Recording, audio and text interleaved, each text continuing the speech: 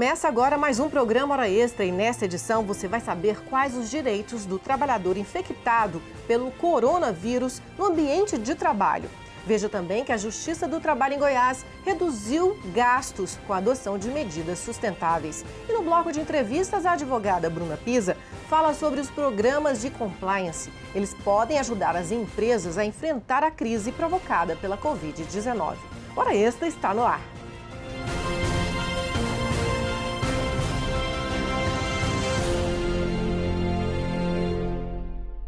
Boas práticas socioambientais estão entre as prioridades do TRT de Goiás. Por aqui, as campanhas lançadas e o engajamento dos servidores contribuíram para a redução do consumo de energia, água, papel e copos descartáveis, bem antes da pandemia acontecer, quando o trabalho começou a ser feito de casa. Veja como isto foi possível. Os resultados da política de sustentabilidade do TRT são sentidos na diminuição de copos descartáveis, papel e na redução das contas de água e luz. A redução de papel alcançou a quase 50%, isto por causa da tramitação eletrônica dos processos e do controle das impressões. Os copos descartáveis foram substituídos por copos com um material mais durável. Mas todo este trabalho não começou agora. Lara Barros, você que é a gerente de responsabilidade socioambiental, conta pra gente, quando é que começou este trabalho? O tribunal vem adotando medidas para o uso consciente dos recursos desde 2013, quando foi criada a Unidade de Responsabilidade Socioambiental. E o principal momento que eu costumo dizer de redução e de aprendizado de sustentabilidade foi o ano de 2016, quando o Poder Judiciário sofreu um severo corte orçamentário e isso refletiu nos nossos gastos. Então a gente teve que gastar melhor e com mais consciência e efetividade. Energia elétrica, por exemplo, nós adotamos um novo horário de funcionamento. Dessa forma, o tribunal ele fechava para o público externo às 4 horas da tarde e o funcionamento interno até às 17. Dessa forma, a gente conseguiu fugir do horário de pico, em que a energia é até 3, 4 vezes mais cara. Pois então, Lara, se nesta época a redução com energia alcançou quase 25%, agora, com o trabalho remoto devido à pandemia, os gastos deverão ser menores ainda. E será que o trabalho virtual pode ser um instrumento para a sustentabilidade? Sobre este assunto, nós vamos conversar com o presidente do TRT, desembargador Paulo Pimenta.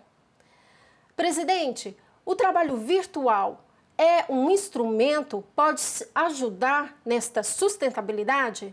Nós tínhamos uma margem de até 30% dos servidores de cada unidade que poderiam trabalhar em teletrabalho, e nós acreditamos que ao término da pandemia a gente possa ampliar essa margem. Óbvio que isso também demandará alguma alteração de normativos por parte do Conselho Superior da Justiça do Trabalho, mas o Conselho também tem sido muito sensível a essa evolução, a essa mudança comportamental.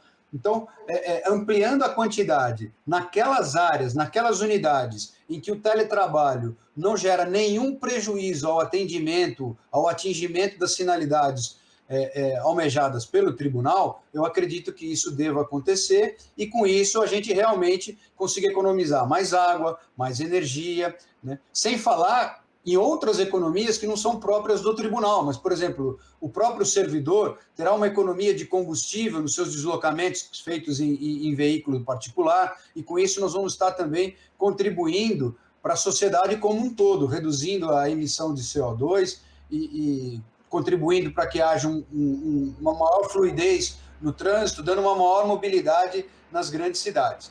Você pode obter mais informações sobre sustentabilidade no portal do Conselho Superior da Justiça do Trabalho. Você sabe quais os direitos do trabalhador infectado pelo novo coronavírus no ambiente de trabalho? Será que é fácil comprovar que foi infectado na empresa? Para responder a essa e a outras questões, a nossa equipe conversou com um advogado trabalhista. Vamos ver a reportagem. A gente sabe que o trabalhador que contrai o novo coronavírus ou suspeita ter sido infectado pela Covid-19 precisa ser afastado da empresa e ficar em isolamento social. Para isso é necessário apresentar atestado médico. Se for de até 15 dias, o empregador vai custear o salário do empregado, como já é de costume. Se ultrapassar esse período, a partir do 16º dia, o INSS é que fica responsável pelo pagamento. Mas e quem convive com um familiar que foi contaminado e também precisa se afastar do trabalho? Como fica a situação? Para esclarecer isso para a gente, nós vamos conversar agora com o advogado trabalhista Rafael Lara, que está online conosco. Seja bem-vindo, doutor Rafael. É com você. Durante muitos dias, durante quase toda a pandemia, isso foi uma polêmica muito grande. E recentemente, agora, por volta de meados do mês de junho, lá para o dia 18 ou 19 de junho, saiu uma portaria do Ministério do Trabalho e Emprego dizendo que esse trabalhador tem que ficar afastado. Só que permanece a dúvida, como que fica a remuneração desse trabalhador? Por quê? Porque ele não tem atestado médico. Então, ele precisa ser afastado, mas não existe uma previsão de como vai ficar a renda, a remuneração desse trabalhador. As legislações estão muito ruins, muito falhas nesse sentido.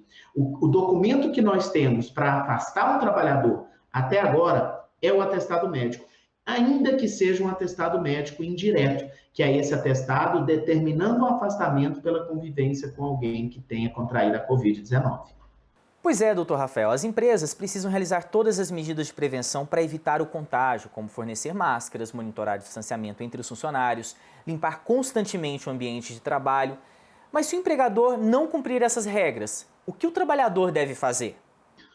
O trabalhador que está sendo exposto a uma situação de perigo, e essa situação de perigo pode ser quando uma empresa não toma medidas de saúde e segurança adequadas para a Covid-19, o que resta a ele é ou denunciar essa empresa junto ao Ministério do Trabalho, à Superintendência do Trabalho, ao Ministério Público do Trabalho, ou, eventualmente, propor uma rescisão indireta do seu contrato de trabalho, que é a justa causa aplicada para o trabalhador. Explica pra gente, quais são os direitos dos trabalhadores que são infectados no ambiente de trabalho? Se o trabalhador ficar afastado por mais de 15 dias em razão da doença, ele vai receber, a partir do 16º dia pelo INSS, durante esse período em que ele está recebendo pelo INSS, como acontece em qualquer acidente de trabalho ou doença ocupacional, o empregador tem que continuar depositando o FGTS desse trabalhador e, além disso, ele adquire o direito de 12 meses de estabilidade, já que foi contraído no trabalho. Por 12 meses depois do retorno, ele não pode ser dispensado. Agora, nem sempre contrair a Covid-19 no local de trabalho vai gerar um direito a receber uma indenização. Para isso, a gente precisa analisar, em cada caso, se há culpa do trabalhador, se as medidas de proteção e segurança estavam sendo tomadas ou não, para se decidir. Aí vem uma outra questão, né? Como comprovar que a doença foi adquirida na empresa, doutor Rafael? A comprovação da Covid-19 no local de trabalho é uma comprovação muito difícil de fato. Não se pode presumir que a Covid-19 tenha sido contraída no local de trabalho. Pelo contrário, a presunção vai ser, normalmente, que ele tenha contraído em outro lugar. A não ser em situações em que o trabalhador está evidentemente exposto. Por exemplo, um trabalhador que ele trabalha no estabelecimento de saúde, lá na UTI que trata a Covid-19. Nesse caso, presume-se que há nexo de causalidade. Tá certo, doutor Rafael. Muito obrigado pelos esclarecimentos. Pois é, essas são apenas algumas das muitas dúvidas de empregadores e empregados de todo o Brasil durante essa pandemia. Com o tempo, vamos responder mais questões. Até a próxima. No próximo bloco, a advogada Bruna Pisa fala sobre a importância de programas de compliance. Eles podem ajudar as empresas a enfrentar a crise provocada pela Covid-19. Até já!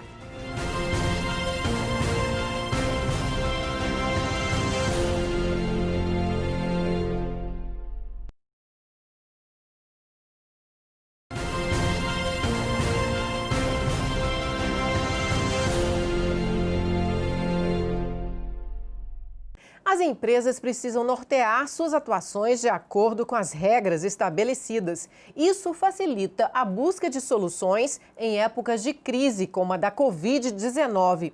Estamos falando de programas de compliance, que deixaram de ser um mero luxo para se tornarem uma necessidade no mundo corporativo. E para falar sobre o tema, nossa convidada de hoje é a advogada Bruna Pisa, especialista em compliance e presidente do New Instituto de Compliance. Seja bem-vinda à Hora Extra, Bruna. Obrigada, Fabiola. É um prazer estar aqui discutindo um tema tão relevante. Compliance, uma palavra inglesa, né, que muita gente desconhece. O que significa isso? Bom, de fato, as pessoas têm costume de ler por aí, né, que compliance vem do verbo inglês to comply, de fato vem, que significa estar de acordo, agir em conformidade. E, portanto, estar em compliance é estar em conformidade. Um programa de compliance, ele é um conjunto de ferramentas e procedimentos internos que buscam fazer com que as empresas estejam em conformidade, adequadas às normas, às leis afetas ao seu negócio. Mas, muito além disso, um programa de compliance busca trazer elementos, estímulos para relações negociais pautadas na ética, na integridade e na transparência. Bruna, as empresas que têm programas de compliance estão em vantagem competitiva com as demais, principalmente nesse momento agora da crise provocada pela pandemia da Covid-19? Sem dúvida, Fabiola. As empresas que contam com programas de compliance, elas têm uma maior facilidade em se posicionar nesse momento, reagir, oferecer uma resposta mais rápida e mais eficiente a esse quadro. Isso se deve ao fato de que essas empresas contam com ferramentas de gestão ideais para o enfrentamento de situações tão excepcionais como essa. Importante a gente dividir aqui dois momentos, um antes da crise e um durante a crise. Antes da crise, a gente pensa num profundo trabalho do responsável pelo programa de compliance, do departamento de compliance, no sentido de mapear, buscar diagnosticar e tratar riscos aos quais a empresa encontra-se exposta nas atividades normais dela. Num segundo momento, ou seja, durante a crise, e no caso a crise provocada pela pandemia da Covid-19, a gente tem o programa de compliance, o setor de compliance atuando em momentos importantes. Por exemplo, ao compor um comitê de crise no intuito de avaliar o contexto, avaliar o cenário, oferecer auxílio para a tomada de decisão por parte da alta administração. Um outro momento também durante a crise, uma outra contribuição que o departamento de compliance, o compliance, pode dar, é na criação, na elaboração e execução de um plano de continuidade de negócios. O intuito é oferecer soluções estratégicas de modo que a empresa possa retomar ao seu equilíbrio, possa retomar as suas atividades num prazo aceitável e de uma forma também aceitável. Bruna, você pode dar exemplo para a gente de cuidados que as empresas precisam ter nesse momento nos programas de compliance? Bom, nesse momento de excepcionalidade, o compliance oferece cuidados especiais.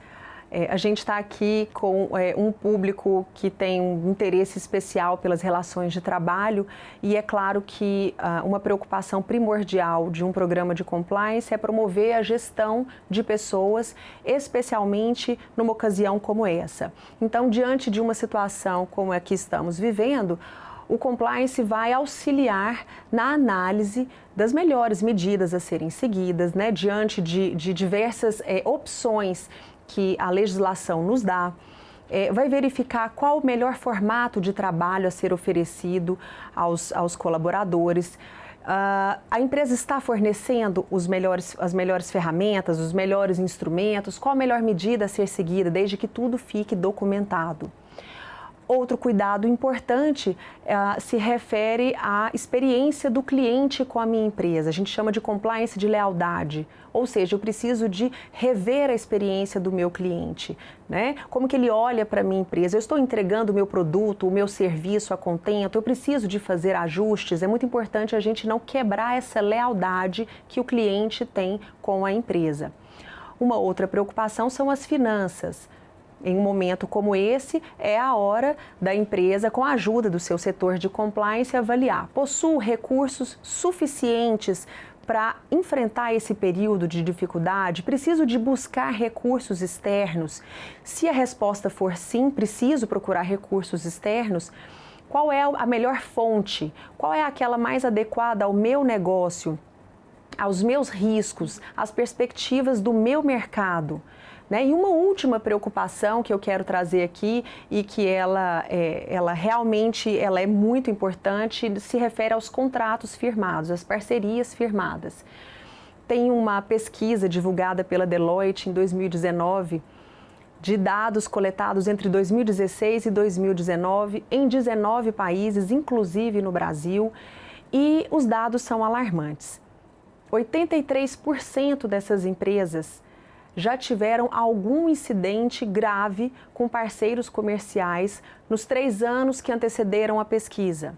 Mais de 50% dessas empresas sequer têm noção da natureza jurídica, noção exata das cláusulas contratuais nesses instrumentos firmados, dessas avanças firmadas com parceiros comerciais. Ou seja, no momento de excepcionalidade, a gestão de contratos é muito importante, é mais importante ainda. Então é o momento de rever os contratos. Precisamos manter esse parceiro comercial? É hora de procurar uma rescisão consensual?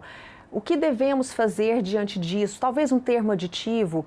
Essas são algumas preocupações que o compliance traz para as empresas nesse momento de excepcionalidade.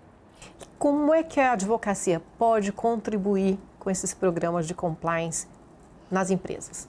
Bom, apesar da função, né, de compliance officer ou ainda qualquer outra no setor de compliance não ser exclusiva de advogados, nós, advogados, dominamos esse setor porque, de fato, temos mais intimidade com o assunto, temos um olhar mais técnico para as necessidades, né, da empresa e, em especial, para a necessidade de se adequar à legislação e às normas afetas ao seu negócio.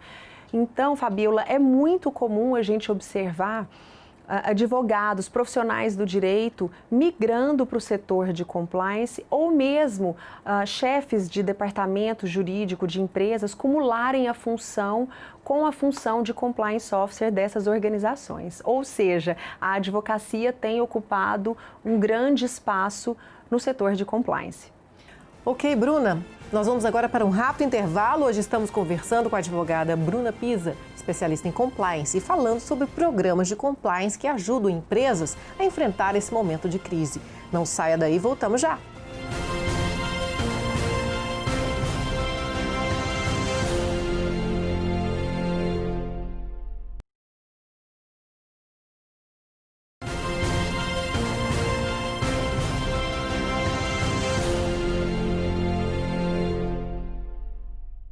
O Hora Extra está de volta. Hoje estamos conversando com a advogada Bruna Pisa sobre o compliance e sua utilidade para empresas durante a pandemia da Covid-19 e daí para frente também, né, doutora Bruna?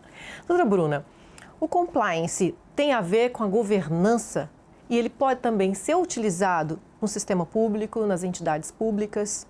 Sim, Fabiola, o compliance ele é um instrumento, talvez a principal ferramenta utilizada pela governança corporativa, ou seja, a governança corporativa é o macro, é o todo e o compliance está inserido nesse contexto. Ele, de fato, pode ser aplicado e é aplicado no setor público. Hoje nós acompanhamos vários estados brasileiros que já adotaram programas de compliance público e mais. Eles têm exigido os programas de compliance na legislação denominados programas de integridade, inclusive para as contratações públicas. Ou seja, é uma realidade também no setor público. E o que as empresas precisam fazer para iniciar um programa de compliance? Bom, as empresas elas podem optar por contratar um consultor em compliance que fará todo o trabalho ou mesmo destacar algum profissional da sua equipe para estar à frente do projeto. Ao contrário do que possa parecer, um programa de compliance não precisa ser necessariamente algo complexo e caro. E a empresa o empresário pode iniciar dando pequenos passos. Inicialmente, as empresas precisam eleger quais serão os valores importantes para ela, de modo que esses valores sejam amplamente divulgados para o seu público interno. Tem que haver um trabalho de conscientização nesse sentido, lembrando sempre que a alta gestão deve sempre dar o exemplo. é necessário também que se faça um profundo trabalho de mapeamento, diagnóstico de riscos aos quais a empresa encontra-se exposta e o estabelecimento de controles internos para tratar e evitar que esses riscos se materializem. Um código de condutas e políticas internas da empresa deverão ser elaborados e isso deve ser amplamente difundido também para o público interno da empresa, assim como para o público externo. O trabalho de treinamento deve ser constante para que toda a equipe esteja alinhada com o programa de compliance instituído na organização e também um trabalho de comunicação desse programa de compliance para os fornecedores, para os parceiros comerciais. Por fim, é importante que um canal de denúncias seja criado através de um e-mail, de um telefone, sendo que qualquer relato recebido deverá ser cuidadosamente investigado e a identidade do denunciante preservada. Doutora Bruna, a elaboração de programas de compliance deve estar de acordo e alinhada com a Lei Geral de Proteção de Dados, já que essa nova legislação que ainda vai entrar em vigor afeta o tratamento de dados e a segurança das informações compartilhadas pelas empresas? Sim, sem dúvidas. Nós tivemos aí uma surpresa que foi a MP 959 de 2020, além dela tratar, da operacionalização dos benefícios emergenciais, ela também prorrogou o início da vigência da Lei Geral de Proteção de Dados, anteriormente prevista para entrar em vigor agora em agosto de 2020, e depois da MP 959, a previsão ficou para maio de 2021. Sem dúvida alguma, um programa de compliance completo, robusto, ele deve se preocupar com a segurança das informações, com a proteção de dados. E, portanto, a gente percebe em programas que têm essa preocupação, que são programas mais completos, a gente percebe esforços no sentido de se instituir novos protocolos nas organizações para atender às exigências da LGPD, especialmente no que se refere à coleta e tratamento de dados. E isso tudo no intuito de evitar vazamento de informações e exposição de dados pessoais também. Eu acho que você já falou um pouquinho sobre isso, mas vamos fechar a entrevista falando sobre a importância do compliance trabalhista para as empresas hoje, nesse momento. Sim, o programa de compliance, o compliance em si, por definição, ele busca trazer conformidade legal para as relações todas mantidas pela empresa, dentre elas as relações trabalhistas. É claro que as relações de trabalho mantidas pela empresa são a grande preocupação de qualquer direção, de qualquer empresa, porque afinal de contas a força produtiva é o que move a organização. Então o programa de compliance, sim, ele é muito importante. O programa de compliance com ênfase nas relações de trabalho, ele promove uma mudança profunda na empresa, de modo que, além de garantir uma conformidade com a legislação trabalhista e ainda, além de promover, de evitar que conflitos trabalhistas existam, o programa de compliance consegue promover um meio ambiente de trabalho saudável, produtivo, pautado na ética, na integridade, um meio ambiente de trabalho de colaboração entre toda a equipe. Um outro ponto muito positivo que é possível observar é que essas empresas que contam com programas de compliance trabalhista efetivos, a alta direção e os seus colaboradores, ou seja, a direção e seu público interno, atuam em sintonia. E assim, estão todos atuando em atividade voltados para os objetivos estratégicos da empresa. Isso faz com que o colaborador apresente uma melhor performance e, portanto, melhores resultados em número e qualidade também e, portanto, reflexos positivos nos lucros dessa empresa também. Em uma situação como a que estamos vivendo hoje, o compliance trabalhista também oferece benefícios. E, portanto, essa empresa que está vivenciando esse momento de crise, por ter um público interno tão alinhado com seus objetivos, com a sua estratégia, nesse momento a empresa consegue responder melhor aos desafios do momento. Os seus colaboradores, o seu público interno adere com muito mais facilidade às novas diretrizes, aos novos protocolos estabelecidos para enfrentamento da crise do momento. Muito bom, muito obrigada pelos importantes esclarecimentos aqui hoje, Bruna. Eu que agradeço, Fabiola, foi um prazer. O Hora Extra fica por aqui. Hoje conversamos com a advogada Bruna Pisa, especialista em compliance, sobre a importância de programas de compliance para que empresas se tornem mais competitivas e consigam enfrentar momentos de crise como os vividos agora pela pandemia da Covid-19.